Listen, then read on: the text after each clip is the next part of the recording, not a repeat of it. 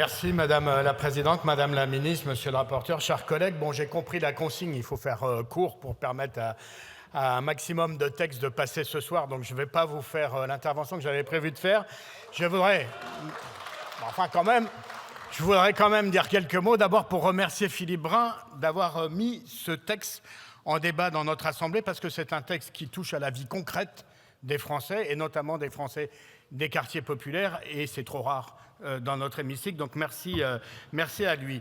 Dire également que les pannes d'ascenseurs, souvent pour des durées trop longues, sont un véritable fléau qui touche des millions de nos concitoyens et qui, souvent, comme malheureusement beaucoup d'autres fléaux dans notre société, frappent souvent les plus vulnérables, les personnes âgées, les personnes handicapées, les parents avec des jeunes enfants qui sont assignés à résidence quand l'ascenseur est en panne.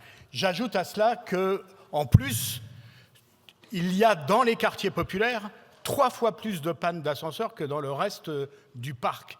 Et donc, une fois de plus, les Français d'origine populaire sont les premières victimes.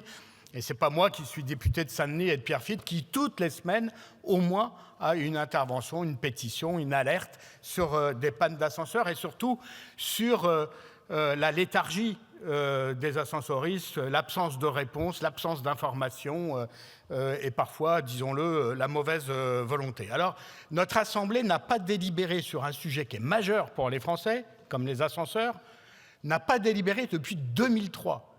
Il faut remonter à 2003 et à Gilles de Robien, alors ministre, qui avait fait une loi pour imposer un contrôle technique des ascenseurs tous les 5 ans, qui, je le rappelle, était intervenu en 2003 suite à de nombreux accidents, dont des accidents mortels, et notamment un accident dramatique de décès d'un enfant dans une cabine d'ascenseur dans ma circonscription. C'est à la suite de nombreux incidents de ce genre qu'une loi avait essayé de contraindre un peu plus les ascenseurs. Alors oui, nous disons qu'il était temps que notre Assemblée se repenche sur ce problème. Oui, il faut construire et élaborer des contraintes plus fortes vis-à-vis des ascensoristes pour qu'ils informent et réparent dans des meilleurs délais.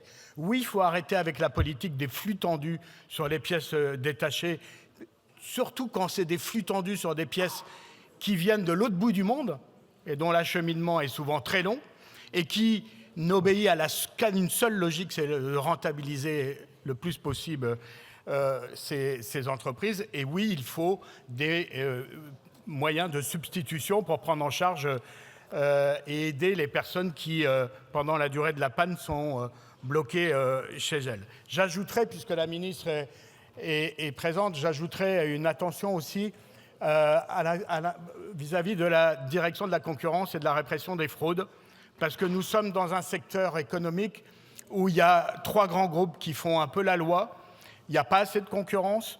Il y a eu beaucoup d'ententes et de cartels qui ont été organisés. C'est un secteur, les ascensoristes, qui a payé la plus forte amende pour atteinte à la concurrence et entente illicite en 2007 imposée par la Commission européenne. C'était 1 milliard d'euros à l'époque. Et depuis, il y a eu d'autres affaires d'entente et de cartels. Donc il faut mettre un peu d'ordre dans cette profession et qu'ils soient davantage au rendez-vous de leur mission, davantage au service de ceux qui les rémunèrent, puisque je rappelle quand même que quand un train a beaucoup de retard, on rembourse une partie du billet de train, mais quand un ascenseur est en panne pendant plusieurs semaines, les locataires ou les copropriétaires payent exactement les mêmes charges, et ça, ce n'est pas normal. Et donc, il faut quand même avoir une responsabilité sociale d'entreprise chez les ascensoristes qui soit un peu plus forte. Cette proposition de loi y contribue, nous la soutiendrons et on essaierons de l'améliorer.